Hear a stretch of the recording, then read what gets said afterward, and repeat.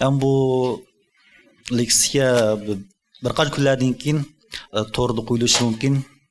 Torbat adresi www.chkit.iskandar.cn shunda. Yana birisi bizning kutubxonadagi torbet bunodimi qo'yildi.